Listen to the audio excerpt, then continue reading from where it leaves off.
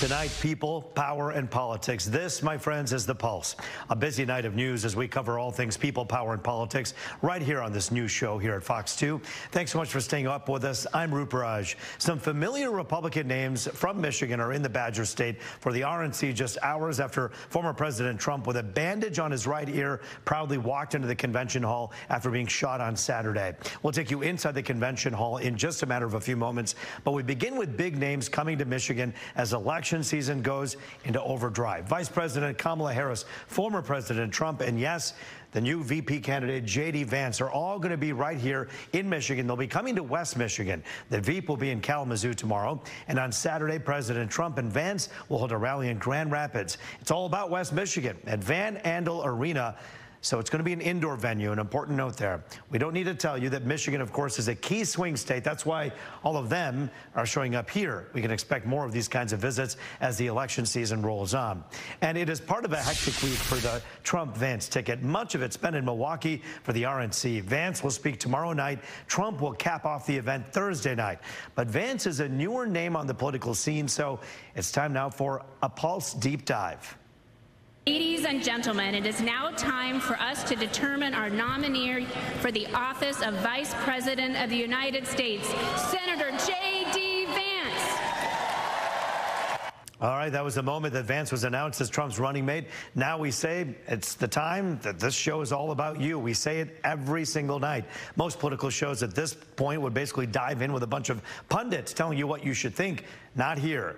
Not here at all. So with that in mind, it's time for a pulse check asking you, did Trump help or hurt his campaign with this choice? I believe that he helped his campaign by picking J.D. Vance as his vice president candidate. I don't think he especially helped anything, nor did he hurt it. It was the expected pick, so it's just sort of a, shrug of the shoulders, like, yeah, that's kind of who we all figured it would be. I feel like Trump's campaign is already in shambles due to his presidency. He seems to have like a real background. He's a little bit different than Trump, with his background. He comes more from like, a real people, I guess you could say, background. I do like his stand, and I think they would be a good pair together. The main thing I do know is that he said Trump was America's Hitler and cultural heroin. These are not things that someone says lightly, and those weren't said 10 or 20 or 30 years ago. That was like 8 years ago. Any candidate that he picks to be his vice president will ultimately, their views would align with his, so yeah, you could say that he hurt his campaign. Lots of opinions out there. So just who is this guy who's running to be Trump's second in command if he's elected? The 39-year-old served in the Marines during the Iraq War, later graduating from Ohio State and Yale Law. He actually doesn't have that much experience in Congress, less than 2 years. In fact, Michigan GOP Chair Pete Hoekstra said simply, quote, "We don't know him," adding, however, that since he's from Ohio, he understands Michigan and the northern battlegrounds that are in play. Vance was a never-Trumper at first, calling him things like a moral disaster and America's Hitler, his words, not ours. But he's since said in interviews that he was wrong, calling Trump a great president. Instead, he has said he'd support a national abortion ban at 15 weeks, and he wouldn't have voted to certify the 2020 election results. He also wrote a best-selling memoir, Hillbilly Elegy, which has turned into a Netflix movie. But here's the other key part about Senator Vance. He's a millennial, literally half the age of his 78-year-old running mate, Trump. And in an election where the question, are the candidates too old, still swirling, I went out to get a pulse check from you to see if this helps the ticket. Take a look. Joined by April from Pontiac. April, good to talk to you. You were not shy in telling me your age. You said you're 38. That is correct. You told me that. I did not ask, just so you know. J.D. Vance, the VP candidate for Trump, is 39. Is that a good sign in terms of all politics moving in a younger direction? Yeah, I think it's a good sign that he picked someone that's younger, that can give him fresher ideas. All right, Paul here in Bloomfield, you have some ideas. J.D. Vance, 39 years old, is that good or bad? It depends. What's his experience? Do you think the Democrats should follow suit and start looking for younger candidates? Yes, I think the young people need a voice. John Kennedy was, what, 42? So, it's close enough. All right, by the way, if you see me walking around with my phone asking questions, we really do want to get the pulse, and I go out every week to get questions answered from you. So I'll look for you, and you look for me. I put this poll out on X, of course, formerly known as Twitter. What do you think of 39-year-old J.D. Vance being picked as the GOP VP candidate? Is it time for more of his fellow millennials to seek higher office? 77% say yes. 23% say no. And by the way, in that 77%, I looked at who it was. It wasn't just young millennials saying, hey, bring more people like us. It was older people, too, saying we need younger voices in the White House, or at least those who want that house. Very interesting. We're also hearing from you on social media. Bob Hoekstra wrote to me. Watch what he says here. He simply said, he chose politics, which makes him suspect. Joe Bush said, love that he's young, just like Obama was, adding, he feels we need more young blood. Joe is young himself and wants to see more people like him running for office. As the RNC rolls on, Michigan's well represented in Milwaukee. Congressman John James, former RNC Chair Ronna McDaniel, the two of them are actually delegates. Also attending, two guys you know well from Let It Rip, Rocky Rachkowski and Perry Johnson. They say this about the vibes at the big event. When you go in there, you can see the electricity in the crowd. In fact, I don't know that I've ever seen a group as excited as this group. And by the way, from what I heard last night, it was an explosion. And when Trump got in there, it erupted. Obviously, there's a lot more security to this convention than ever before, but we feel very safe. And the people are very united. They're very friendly, and they're very welcoming. Especially the delegates here are truly focused on winning in November, not for the Republican Party, but for the people of the United States. I'll tell you, once you get into that place, the convention halls for these conventions, get comfortable because you're not going anywhere. Once you get in, the security's so tight, they want to keep the people inside. One of the biggest things from day one, that surprise appearance by former President Trump just days after he'd been shot. Fox's Jason Calvi is our boots on the ground there, coming to us from the RNC floor. And as any good anchor reporter would do, he goes to the place where he knows he's talking to here in Michigan, to that part of the delegation, and he finds familiar faces. Right, Jason? Yeah, that's right. We're actually with some familiar faces to you. Definitely, Roop. We're here with some of the members of the Michigan delegation, and I really wanted to get the reaction to what happened because they're seated, which is right here on the convention floor. Just look right behind them. That is where that surprise visit of former President Donald Trump took place. He sat in that section of Fiserv Forum. That's the Bucks home here in Milwaukee. He actually was standing up for much of the final speeches as he came here to Milwaukee, surprising the audience here. What was your reaction when the former president came here last night? Were you expecting that at all? I mean, no, I wasn't. I was here in 2016. We didn't see him until Thursday, but I can tell you that it was, I know it sounds redundant, emotional. It was really like more visceral. You know, it's one thing to know that he's okay. We're also grateful that he's okay, but to see him was so emotional. This whole room was filled with emotion. His children were emotional, and I honestly think President Trump looked like he was moved to tears. So it was really an incredible moment. Michonne, one of the things that was interesting was he was on his feet. He didn't sit down when those final speeches were happening. What was going through your mind as you saw him standing up, not seated? I mean, just had the assassination. He played golf on Sunday. You know, it's like he's unbelievable, and he's a living legend. And I think people in this room feel that when they see him and when they watch him. And it was incredible. God bless him for being here. Senator, any thoughts that you want to share with your friends back in Michigan right now?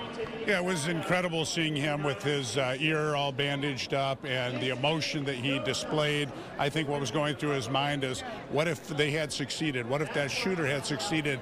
We'd have no convention. We'd have to find somebody. And I'm sure that was weighing on his mind, how close it came that we would have lost our nominee, and a catastrophe for the nation. Who knows what it would have meant? And you could kind of see some of that emotion on his face. We will hear from the former President Roop, as you know, on Thursday. It was also the surprise who was going to be that running mate. I mean, we had all those weeks and months of speculation, and finally yesterday we got the answer to that, Senator J.D. Vance. Roop? Jason Calvi for us right in the midst of everything at our Michigan delegation on the ground. We thank you for that report today, and we'll talk to you throughout the week.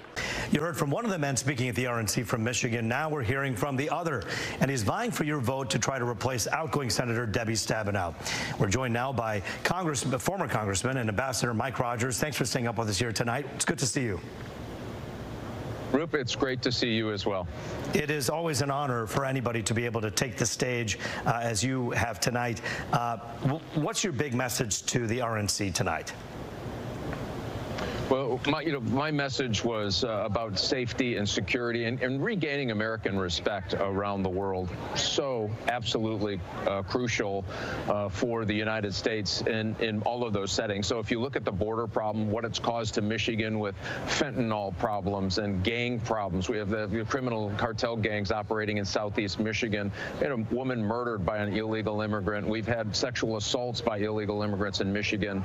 We need to fix that. We need to stop the flow of fentanyl brought to us, by the way, by these criminal cartels. So we were just laying out the case on why the Republican Party is going to be better for safety and security, not only for the country, but in your communities as well. Let's talk about the mood of this convention. It changed quickly after what happened on Saturday to former President Trump. You know, you watch former President Trump walk out yesterday with a bandage on his ear. You notice a different man. He had tears in his eyes during several moments of yesterday's event at the RNC. And he says this speech that he's going to give later on tonight is going to be about unity. Does this party, the Republican Party and the Democratic Party, have to change for the sake of America? Well, listen, I think all politics has to change for the sake of America. It is mean-spirited. It is always running to your corners. Listen, there's a lot that we can do that is going to help the country moving forward if we're not choking each other on the pavement. And so I think that that is a kind of a refreshing sign that the president wants to talk about unity, and he wants to take us to a place where we can still have those divides, because we have serious policy divides between where the Democrats want to take America and where Republicans want to take America. We're going to have to talk about those, but we can do it in a way, I think, that highlights those differences without demonizing our opponents. And I think that's really what the president's going to talk about. Yeah, what a difference a few weeks make. You heard the two men who are running for the highest office in this land attack each other about a golf game, even if so in jest. A lot of American people, both sides of the aisle, were rolling their eyes saying, what are these guys doing? This man seems to have changed things. The tone of the convention is different because of that, wouldn't you say? Oh, absolutely. And so the intensity here is much higher than I've ever seen it, meaning these folks are fired up to get out and vote for Donald Trump and if you're from Michigan, Mike Rogers for the U.S. Senate. We can see that intensity, and we can see it through that kind of journey that the president's had just in the last week. You know, when you almost a millimeter away come from death, you know, that's a point in your life you got to stop and think about it for a minute, and I think he has done that. He still has all the tenacity, all the leadership, all the energy to get it done. But I think he just paused for a minute and say, is there a better way for us to get there? And I think we're going to, we did see that, and we will see that going forward in the campaign. You know, I was watching the convention coverage very closely, and you see the roster of the people who are speaking at the RNC. You're seeing people of different colors, different faiths. You're seeing people who represent this country in a much more diverse way than in the past. The RNC that I went to in 2016 didn't look like that. It was mostly white with some minorities. This looks like a piece of America that's been taken and put out there at the convention hall. Do you notice that as well? Oh, absolutely. And what we're finding on the campaign trail, Rup, is that, you know, black Americans, black Michiganders are coming out and say, you know what, I am listening to what you all are offering for our future and our communities. Same with every ethnic group in Michigan. We have a big Chaldean population. They're engaged. We have Arab Americans in Michigan and Dearborn who are coming out and saying, you know what, don't like the direction of the country. We're looking for an alternative. And they're participating. And each of these communities has people who started small businesses. Each of these communities have people who can't make their paycheck go to the end of the month to meet their grocery bills. All of that is real, and they are finding that Michigan, our Republicans, excuse me, have solutions for these problems. It's not just talk. It's not just chatter. They saw what gas prices were 4 years ago, under $2.50. They see where they're at today. Sure. They see that they're costing every month $1,000 a month for Michigan family for food, gas, rent, and household goods increase every single month, and their paycheck didn't keep up. That's why I think you see this excitement, and that's why you see a really diverse Republican Party at this convention. But when you take a look at the challenges that lie ahead for the Republican Party, if you go to parts of Detroit where I hit the ground not long ago and you talk to people about who they want to vote for, they'll say Biden because Democrats take care of me. The Republicans have a reputation issue here when it comes to taking care of all people, including the minority populations and those who are very poor. Does that need to change, and will that be addressed at this convention? I think you're going to hear real solutions. I know I've been in Southeast Detroit. I've been in Detroit talking to black pastors and other groups about the policies that will impact their parishioners, their communities more favorably.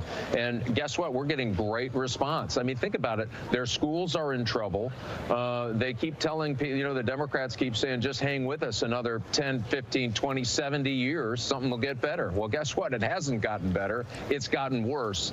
And so that fear that Democrats use to try to get these people to vote for them, we're cracking through that because we're offering real solutions and an opportunity for upper mobility, something that Democrats don't have an answer for. We do. So we're going to protect Social Security. We're going to protect Medicare. And we're also going to provide an environment where you can move up in your community and do better. And your kids can do better. And your kids can actually get an education. Yeah, and we know, Ambassador Rogers, how important those points are and how important these issues are to all Americans, white, black, Indian, Asian, you name it. Everybody cares about this country equally in some way, and we hope for better days ahead. Mike Rogers, it's good to see you. Thanks for joining us, Ambassador, here on The Pulse. Hey, Roop, it's great to see you. Thanks for having us. And in the interest of getting both sides, we reached out to the Democrats about Rogers' speech tonight at the RNC. They say, quote, Mike Rogers can't run away from his long record of enriching himself at Michiganders' expense and supporting dangerous abortion bans. Rogers is only looking out for himself, and that's why Michigan families can't trust him to represent us in the Senate. The ultimate decision will be made by you, the voter. The key tools for candidates to reach younger voters is social media. But it's more than just that. Actually, it's impacting how these candidates are covered. Our Brandon Hudson dives in tonight's segment that we call Talk to the Hand. A U of M professor told me that in India, gone are the days of TV journalists getting those sit-down interviews with big-name politicians. They're trading in studios for somewhere a little less formal. Now influencers are getting all the popular scoops, and they have cameras that fit in the palm of their hands, but could what's happening in India be a precursor to what's going to happen in America? Barack Obama may have laid the blueprint for successfully using social media and the internet to win the presidency, but he wasn't the first to approach it with arms wide open. The first was former presidential hopeful Howard Dean in 2004. I wonder whatever happened to him. Oh, wait a minute. And then we're going to Washington, D.C. to take back the White House. Yeah! One of the things that most damaged his campaign was also social media because he had made a small gaffe. A small gaffe with big consequences. Joyujit Pal is an associate professor at Michigan's School of Information. He's an expert on how social media has influenced politics. I study this much more in India. How impressionable do you think these influencers are on millennial and Gen Z voters? It's hard to measure exactly how influential they are on Gen Z voters. It's sort of like how influential is Taylor Swift among young people, or is let's say, Elon Musk among young people. You may remember Florida governor and former Republican presidential candidate Ron DeSantis launched his campaign with Elon Musk on X, formerly Twitter. If you look at what happened with the Republican primaries, where were the candidates going to do their interviews? And you'll find that a number of them were doing it on popular YouTube channels. But this is where influencers come in, because influencers have people who follow them from across the spectrum of political views, etc. So an influencer can actually be much more valuable because they bring you independence. And India, we've seen this move where a lot of politicians have started now doing their political interviews with influencers instead of with mainstream media journalists. But surprisingly, one of the top influencers in India is Prime Minister Narendra Modi. Almost 100 million followers on X, 91 million followers on Instagram, and 25 million subscribers on YouTube. On YouTube, he has over 100 playlists. He not only you can listen to his speeches, but he has inspirational messages for people taking exams, teaching you how to deal with stress. Then he's got an exercise channel. Here in America, we have seen politicians get the most out of social media, including our current president, our former president, who has his own social media platform, our governor, and Detroit City Council President Mary Sheffield. We have to think of creative ways. Oftentimes, young people want exciting ways to learn, and you could do it through video, you can do it through dance, you can do it through cool ways to educate young people, and I think that it is so important that we as elected officials, and even from the presidential race, utilize social media to capture the attention of our young people and to articulate messages in different ways. As we've seen in the ever-evolving world of social media, what's here today is gone today. We'll have to wait and see if it'll have a permanent influence on politics.